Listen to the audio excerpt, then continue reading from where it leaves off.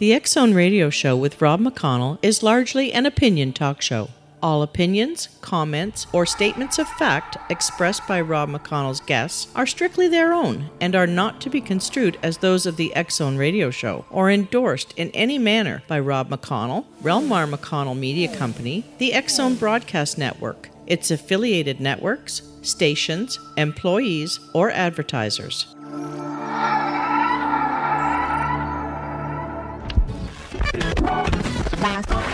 All Hit Radio.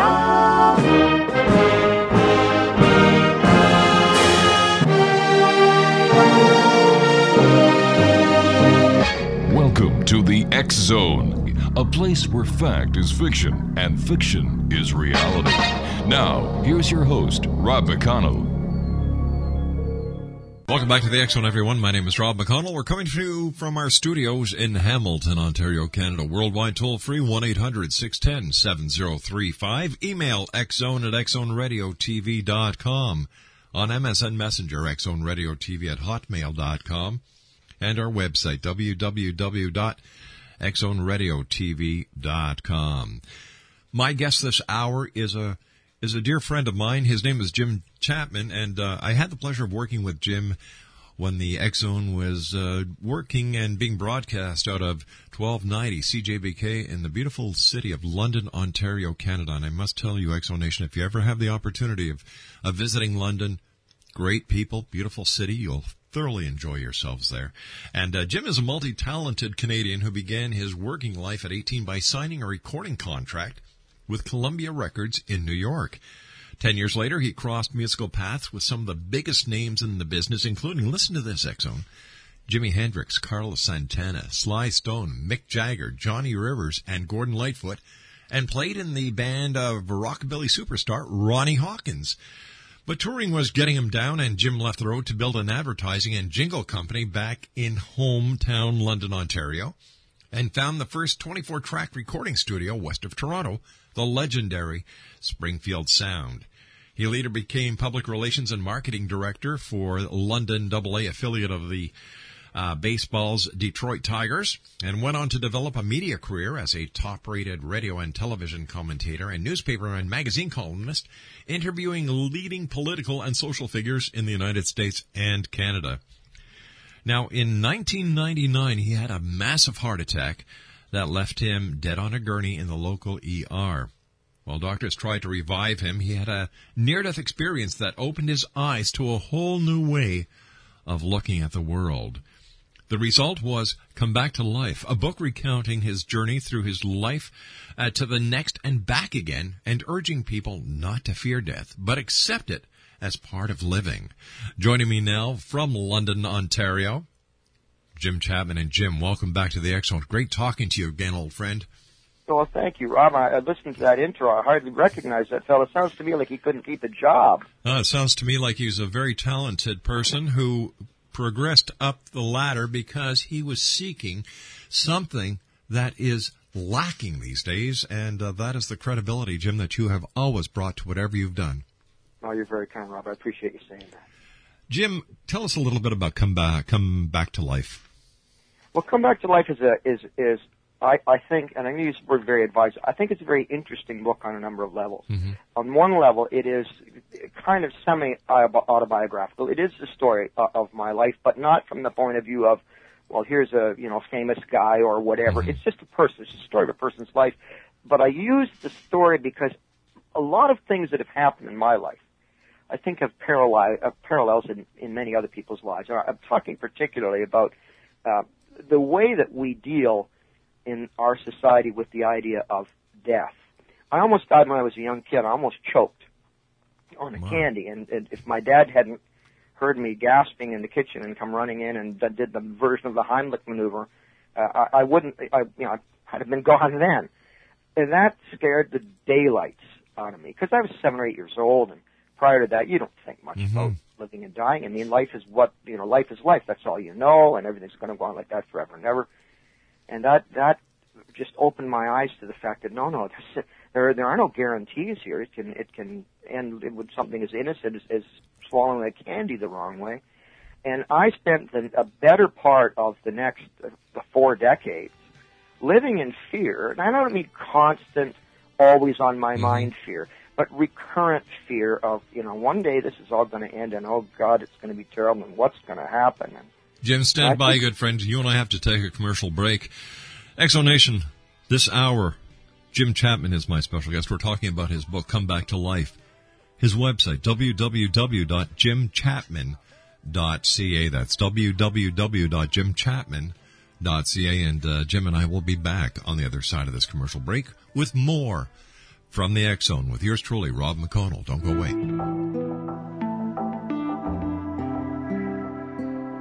Take a step back in time and discover old Florida cuisine at Marsh Landing Restaurant in Fellsmere. Enjoy delicacies such as frog legs, gator tail, catfish, and swamp cabbage, or enjoy the more traditional cuisine like hand-cut Angus steaks, ribs, and seafood. Join us for breakfast with a southern flair featuring sweet potato pancakes, biscuits and gravy, and much more. Planning a party? Marsh Landing's private dining room can accommodate groups from 8 to 80 people. While you're visiting, enjoy the historic pictures, artifacts, and stories that line the walls. Marsh Landing is truly a unique experience. Marsh Landing Restaurant, 44 North Broadway in historic Fellsmere, or visit marshlandingrestaurant.com. Marsh Landing, old Florida cuisine at its best.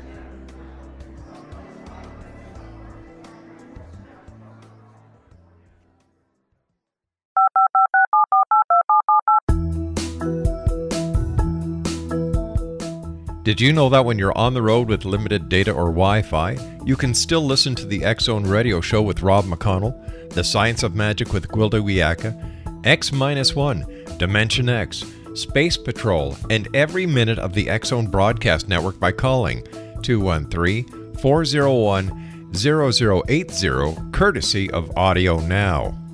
No smartphone, app, or internet needed. It saves your data plan and it's free if you have unlimited minutes. Call 213-401-0080 to listen on any phone, anytime, anywhere. Remember 213-401-0080 for the best of the paranormal, parapsychology, and sci-fi radio programming anywhere, 24/7, 365.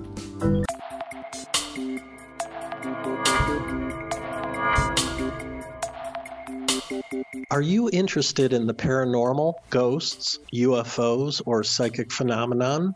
Join me, Tim Bartley, co-host of Talking to Spirits with Lightworkers Tim and Justina, coming mid-January 2017 to the XZBN. We will channel spirits live and talk to them, revealing all kinds of amazing information. Spiritual attachments will be found and removed on the show, and so much more. To find out when you can listen to Talking to Spirits with Lightworkers Tim and Justina, visit www.xzbn.net for listeners on both sides of the veil.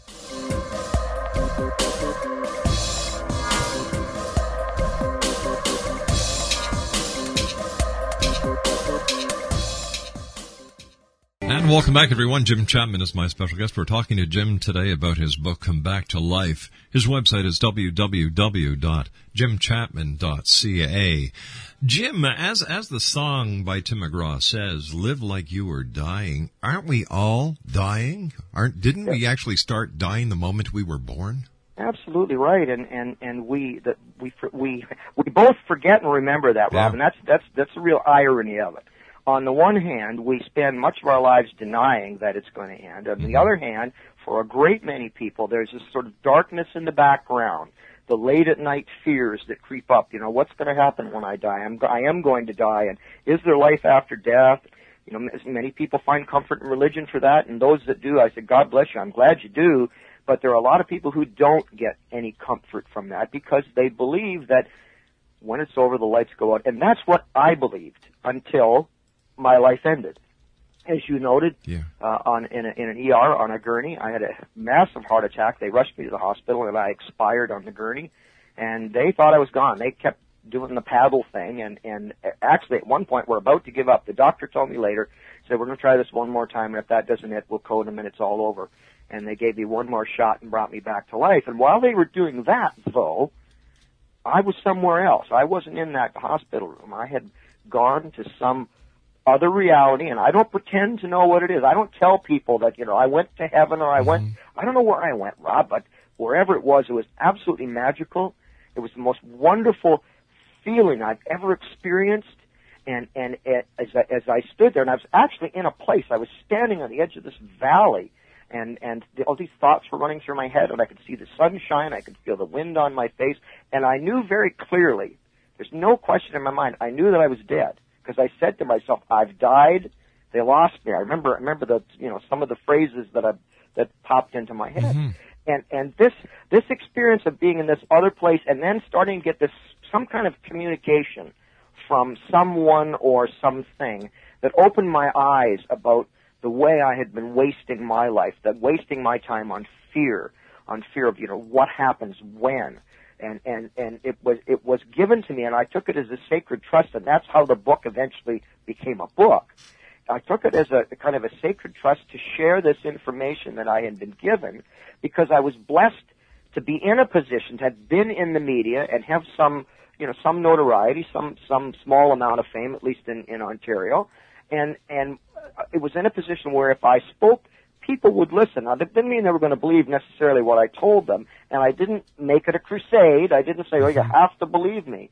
But I saw it as an opportunity to take what I had learned, that we really, really must not fear dying. Although, as the song says, you've got to live. You got to acknowledge, you've got to live as though we're dying. You've got to enjoy. You've got to seize every single day. But we don't do that in fear of those days being over. We do it because we are so joyful at the opportunity to have these days, and safe in the knowledge, I believe anyway, safe in the knowledge that there are different days, other days ahead when these days are over.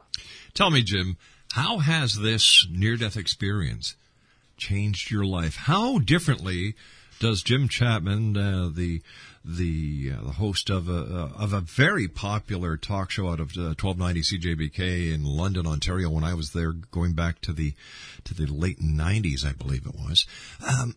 How has that changed your day-to-day life, Jim? Well, I think the biggest thing, Rob, is it has focused me on, you just used the phrase day to day. It has reminded me, and I am reminded every day, that each day is unique, and each day should be lived to the full.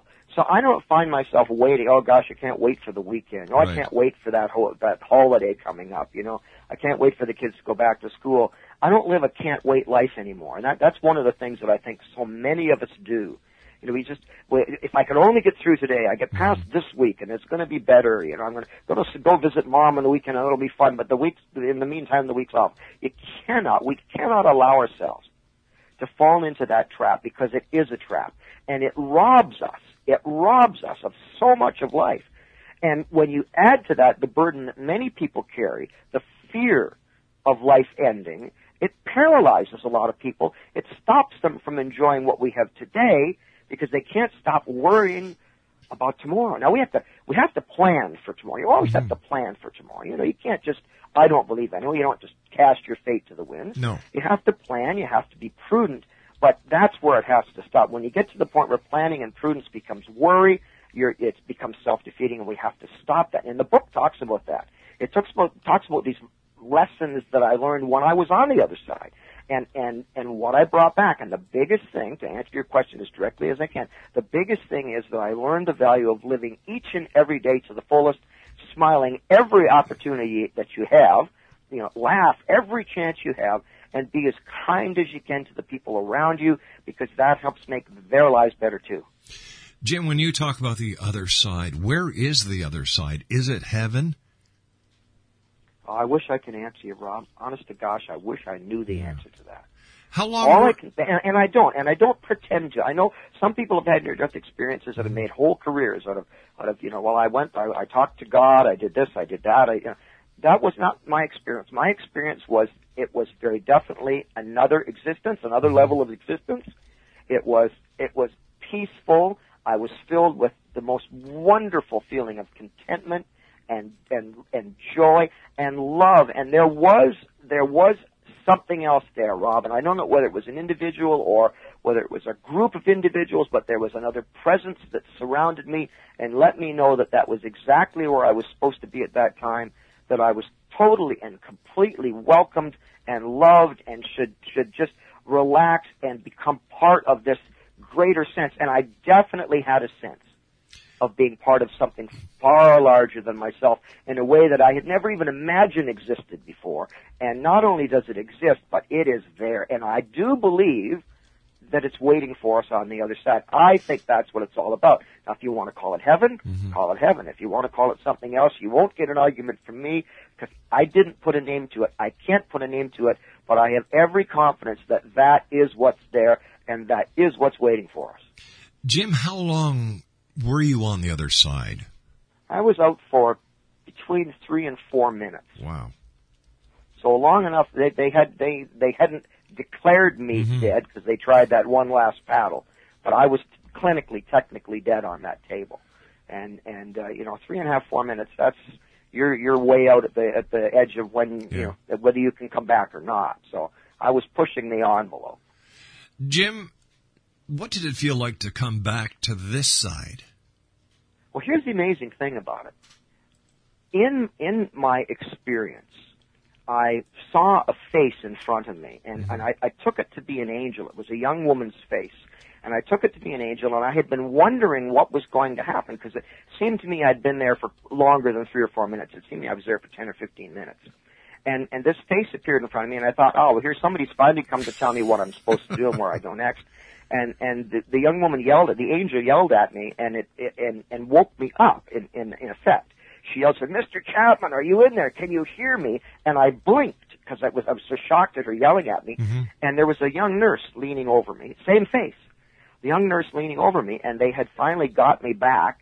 And of course, they want to find out whether you're still in there. Has there been brain damage? What's happened? Yeah. And I awoke at her yelling me, and I talked to the doctor within 10 or 15 seconds of that. Long afterwards, I interviewed him for the book.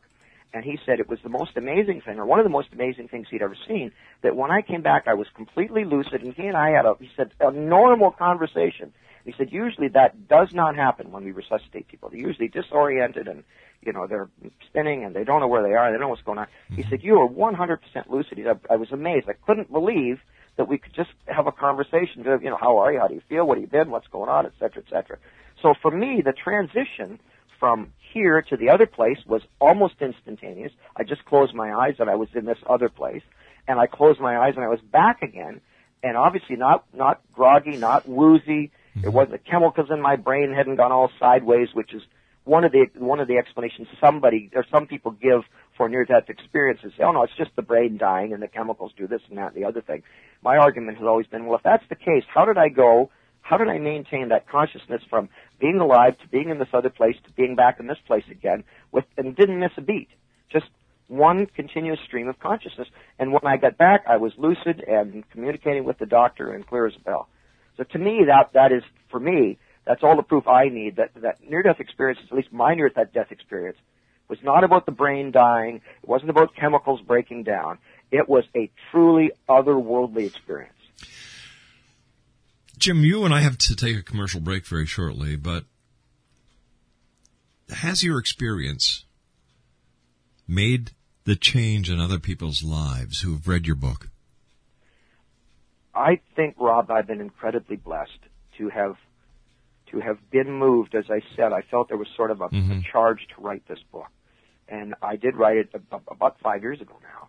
And we have sold a lot of copies of this thing all around the world. And the response from people is the most gratifying thing in my life, is the people I hear from. I get phone calls, I get emails, I still get letters from people saying, and it's not, I don't want to make this bigger than it is. They don't say, my goodness, you've changed the universe, but people saying, you've helped me see a better way to live. You've helped me make my life more rewarding. And the big thing for me is you've taken away my fear of dying. And to me, if that's the only thing I ever accomplish in my life, I'll die a happy man. I think that, I'm so pleased that I was given this wonderful blessing to have experienced this. Jim, you and I have to take a commercial break with the news. Okay, please stand by. Good. Jim Chapman, a great guy, good friend. www.jimchapman.ca. And I, for one, am glad he's back on this side. My name's Rob McConnell. This is the X Zone. Don't go away. We'll be back after the news.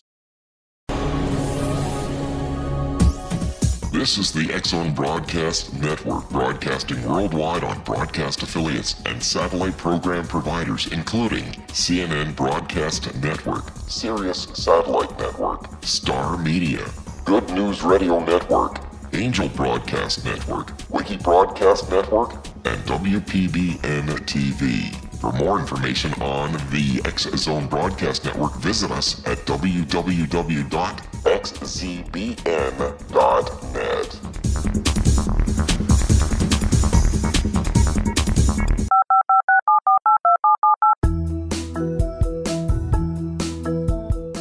Did you know that when you're on the road with limited data or Wi-Fi, you can still listen to the X-Zone Radio Show with Rob McConnell, The Science of Magic with Gwilda Wiyaka, X-1, Dimension X, Space Patrol, and every minute of the X-Zone Broadcast Network by calling 213-401-0080, courtesy of Audio Now.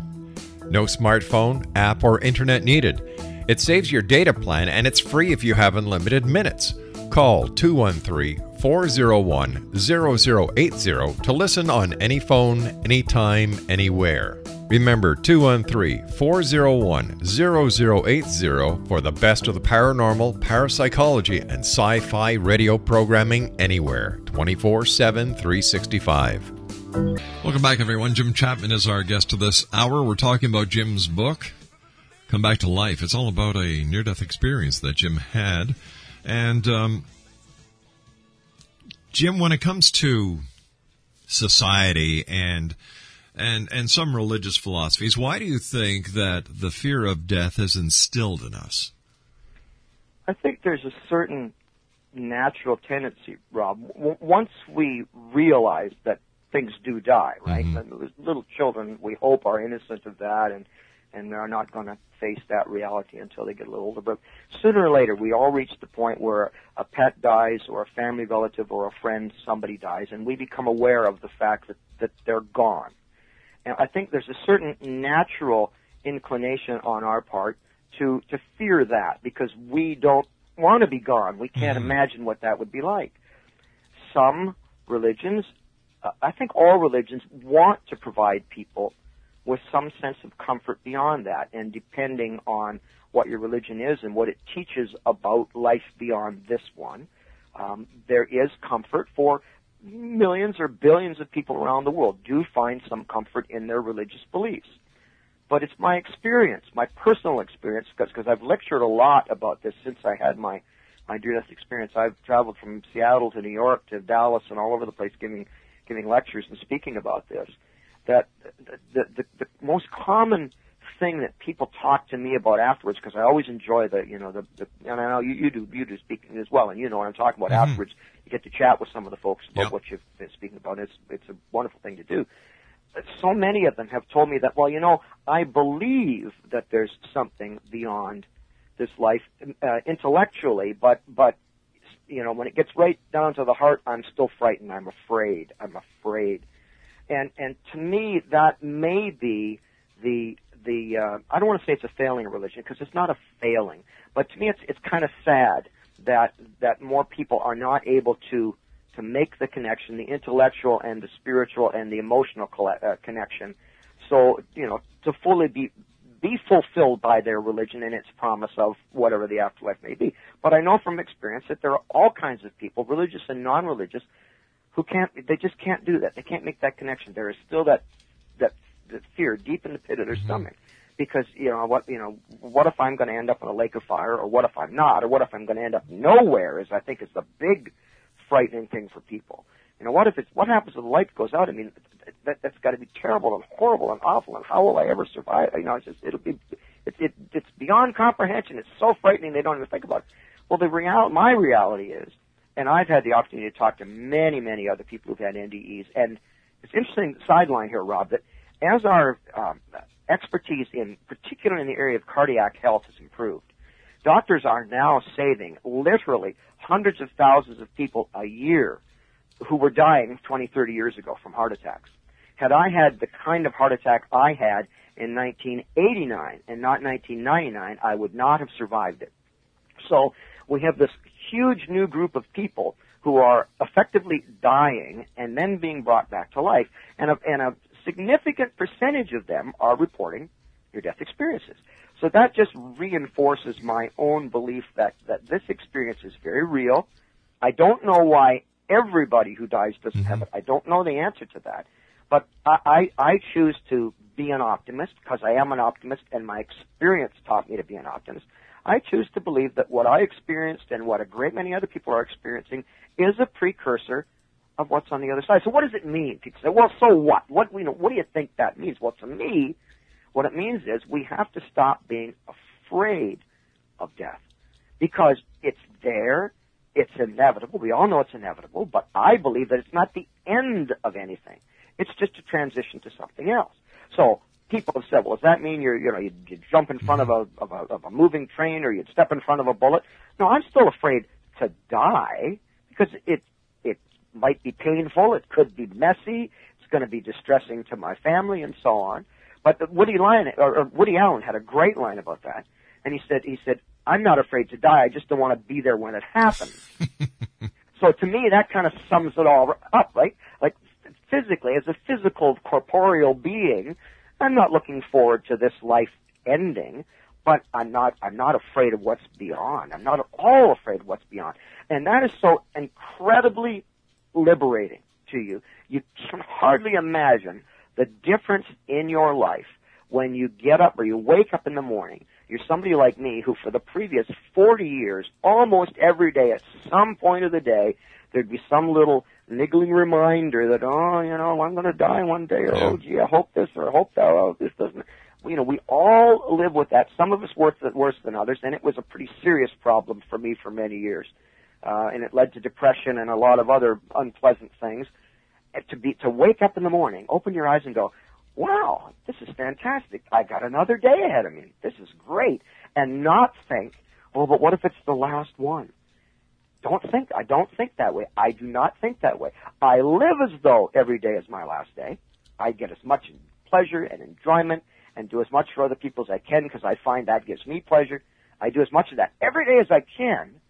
But I don't worry about, well, gee, what if I don't wake up tomorrow? If I don't wake up tomorrow, no problem. We'll press on, and we'll deal with that when it comes.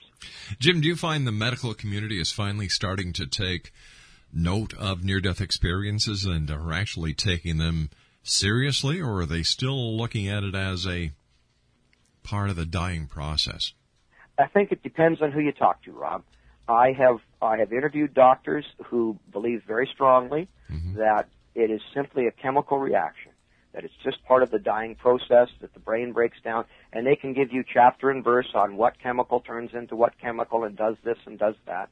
But I've also talked to a number of doctors, particularly ER doctors, and I think of the doctor who was my ER doctor, who some of them are very willing to say, listen, this is an experience beyond anything normal. It is beyond anything that our senses tell us should happen, but it happens so often that, we believe something's going on. But the group that I've had the most response from are ER nurses and cardiac care nurses, or nurses that work with the dying, with the palliative care and geriatric nurses. Talk to them about their experience of being with people when they pass, and this. There's a magic to that experience. Now, sometimes it's tempered by the passing can be very painful and horrible to watch and so on. Some forms of cancer and so on are very unpleasant death.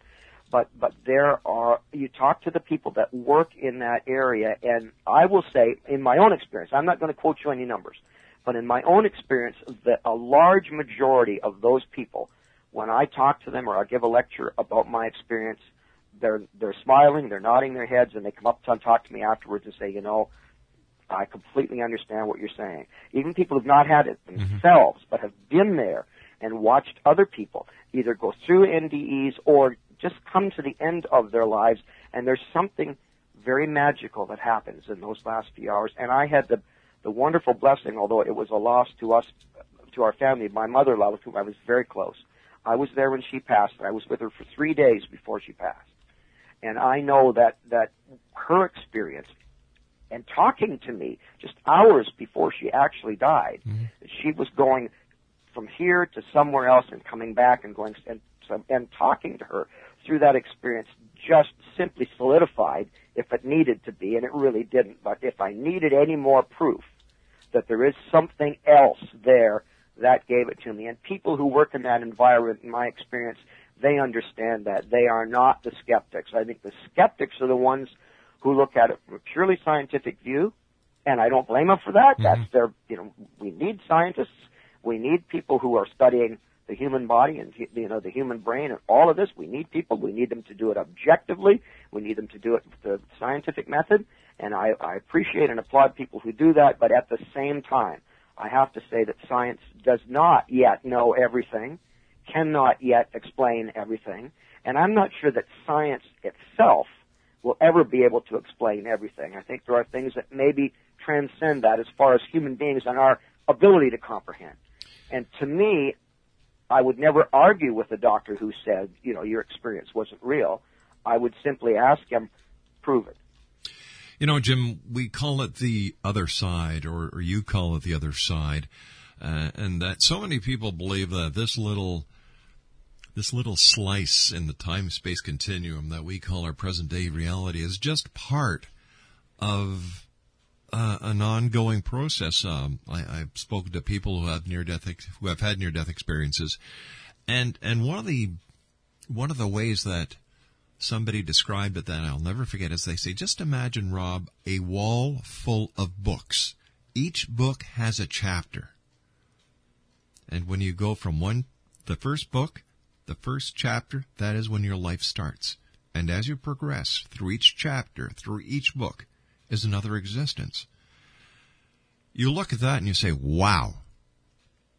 And it's because of people who have the near-death experience, who share the experience, who are willing to share the experience, that I believe that more and more people are coming to better understand that the passing or dying in this existence does not mean the end of it all. No, I hope that number of people increases and increases and increases. And one of the interesting things, very quick note I want to make here, until very recently, most people were very reluctant to talk about this because they were called crazy, you're insane, you're nuts. And it's only been in the last 20 or 30 years, really, where you've seen a large number of people stepping forward, partly because more people are being brought back, as I said earlier, but partly, I think, too, and because of people like myself, and I'm not taking any credit, but I know there are more people like me in communities who maybe had some visibility, who, when they went through the experience, said, I am not going to be quiet. Yeah. I am not crazy. I know what happened to me, and I'm going to tell people because they need to know. And the more people that do that, then the more other people come forward and say, it happened. I had a minister, I did a speech in his church one day, and he came up to me afterwards. He said, I want to thank you so much for being here today. I had a near-death experience 30 years ago. I have never told anyone because I was afraid that they would think less of me as a minister, that it would hurt my ministry, and they'd think I was crazy. And he said, you've given me the courage. Next week I'm going to tell my congregation that I had the same experience you did, and let the chips fall where they may. And he did that. He called me later on and said it's the best thing I'd ever done. Jim, that kind of liberation is just, it's so magical. Jim, you say that the West is a culture in denial. What do you mean by that? Well, we deny death, right? People don't die. They pass on. They're deceased, or they've gone over. I say they're dead. Well, dead is dead. Let's not play games with words. Dead is dead. But dead is not bad. It used to be people died in the home. You died at home with your family around you, and now you go someplace to die. It's like we just, and when the body is dead, nobody, even the family, would touch the body. It used to be that you prepared the body yourself for burial, and so you get a chance to, I think, to see that whole process as part of the continuum. And now we've taken it all away. It all goes to the funeral. Everybody goes to the funeral home. We don't want to talk about it. We don't want to admit it. Although it's like the sword of Damocles hanging over everybody's head, and nobody wants to look up and acknowledge that the sword's there. Heck, you got to look at the sword. You got to smack it around once in a while. You got to recognize that, it's there and it's waiting for you. But so what? It does not have power over our lives. We have power over our lives. If we do have the power, Jim, and I believe you're right, why are so many people still in denial? Because they have not found a way that works for them to acknowledge the reality that we're going to die, but to accept also that we have more and more evidence every day that the end of this physical existence is not the end of life. It's not the end of existence. It's not the end of consciousness. But so many people are still trapped in the superstitions of their childhood, their superstition of their adulthood. They are trapped in this idea in our society that we all want to be young forever. The baby boomers now, right? We don't want to get old. We want to be young. We want to live forever. There's an awful lot of societal pressures on us to say, yeah, when the end comes, it's going to be terrible, and that's the end of everything, so pretend it'll never happen and press on. I don't believe that you can live your life to the fullest if you're always afraid of dying. You know, the great tragedy in life is not dying. It's being afraid of living. That's the great tragedy, and that's what we have to overcome. And that's what I talk about in the book, in Come Back to Life. I explain what happened to me, how I got to the point where I was, desperately frightened of dying, and out of nowhere came this experience that I didn't expect. I had no religious background for it, nothing. Out of nowhere came this incredible, eye-opening experience, and out of that experience came this book to share what I learned and how it made such a difference in my life, because I was as frightened as anybody of dying. And today I can tell you, when it happens, and we're going to press on. And that change for me is the most magical thing that ever happened in my life. It's the most magical thing I think can happen in anybody's life. Jim, stand by. We've got to take our final break. Great talking to you again, old friend. Exonation, Jim Chapman is our special guest. I had the pleasure of working with Jim at 1290 CJBK in London, Ontario, where he did a morning talk show. A very popular morning talk show. His website is www.jimchapman.ca. We'll be back talking more about Come Back to Life on the other side of this break. This is the X-Zone Broadcast Network, broadcasting worldwide on broadcast affiliates and satellite program providers, including CNN Broadcast Network, Sirius Satellite Network, Star Media, Good News Radio Network, Angel Broadcast Network, Wiki Broadcast Network, and WPBN TV. For more information on the X-Zone Broadcast Network, visit us at www.xzbn.net.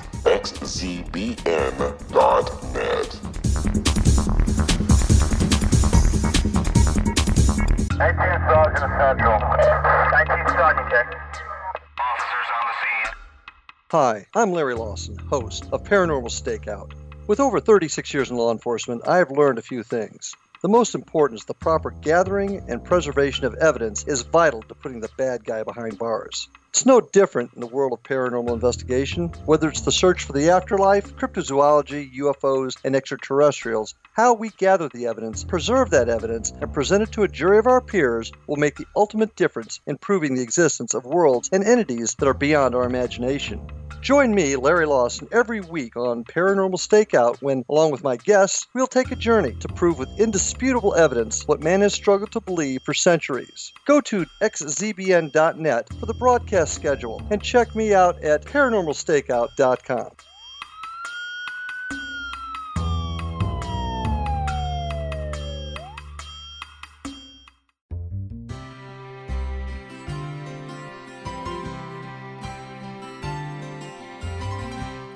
True healing must address 4 levels: physical, emotional, mental, and spiritual, for us to live joyful and productive lives.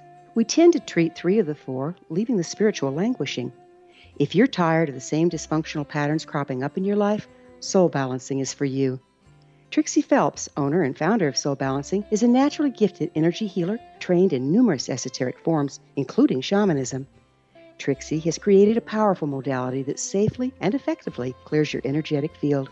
A soul balancing session can remove interference, heal trauma, and restore your hope. Contact Trixie for a life-changing long-distance session today. www.soulbalancing.world.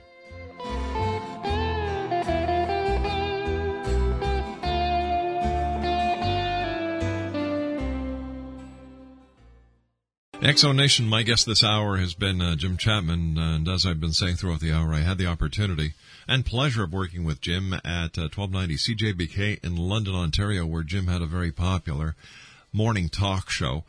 He's got a book out. He's got more than one book, but the book we've been talking about today has been Come Back to Life. It's all about his near-death experience. And Jim, where can listeners get a copy of your book? Well, if they're into ebooks, it's available at Barnes & Noble in the States. It's available at Chapters Indigo in Canada. And if they'd like a physical copy of the book, that's available through my website at Jim Chapman, www.jimchapman.ca. Jim, what would you like to leave the X-Zone Nation with tonight? Rob, I think I'm going to repeat something I said earlier Sure. because I think it bears repeating, and it is this. The greatest tragedy in life is not dying. It's not living because we are afraid of death. Life offers so many wonderful things and wonderful opportunities. It's an incredible gift. And if we allow death with a capital D to steal any of that from us, to rob that enjoyment and that pleasure, then I think we have not lived to the fullest. Death is nothing to fear. It happens to everyone, and there is something waiting beyond it. I absolutely believe that. I was there, I saw it, and I look forward to going back again. Any chance of Jim Chapman coming back to the radio waves?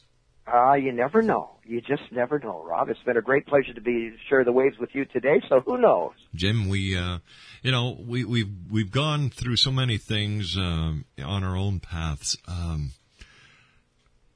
Being a broadcaster, have you seen a lot of changes over the years since you left broadcasting from? Yes, I'm disappointed by many of them. I came up in broadcasting at a time when it was still very much about communities. It was still very respondent to the individual communities.